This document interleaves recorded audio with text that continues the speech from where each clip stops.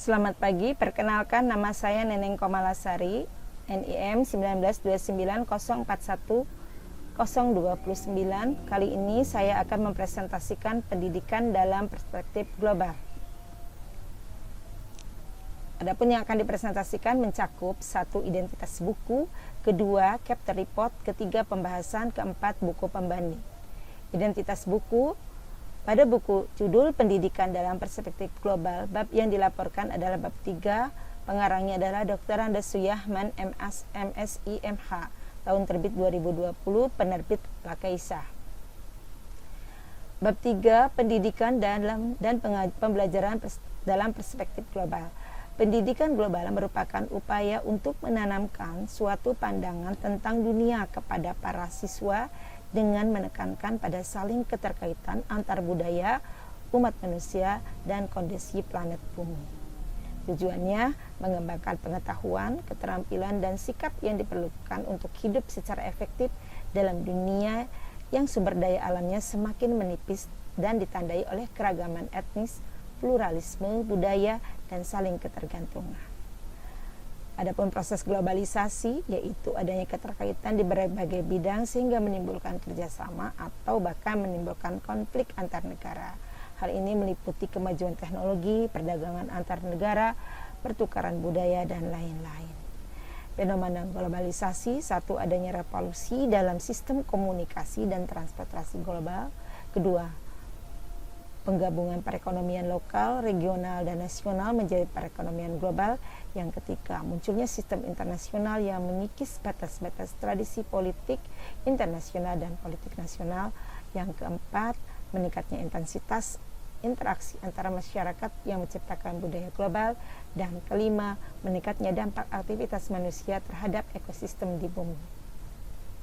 Isu-isu global meliputi isu-isu perdamaian, isu-isu lingkungan, isu-isu pembangunan, dan isu-isu HAM. Pembelajaran berperspektif global terintegrasi dalam mata pelajaran IPS. 1. Monokultural.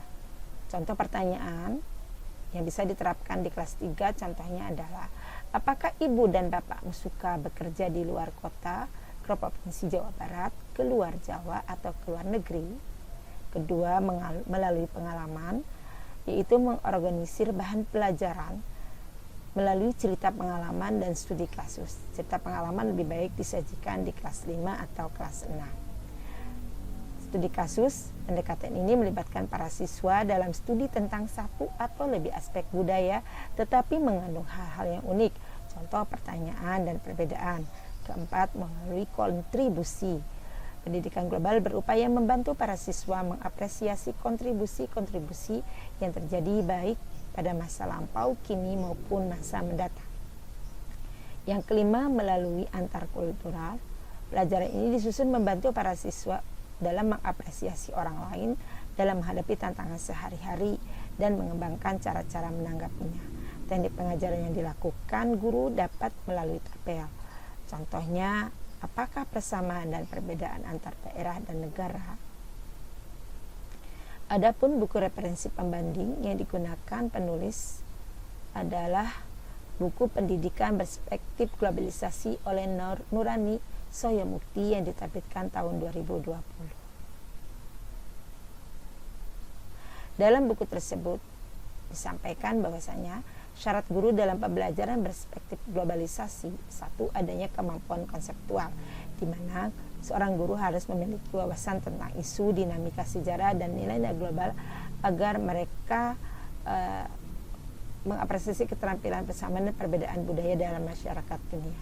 Yang kedua, pengalaman lintas budaya. Biasanya pengalaman lintas budaya ini masih kurang karena biasanya guru-guru berlatar belakang sekolah tidak jauh dari tempat asal mereka berada.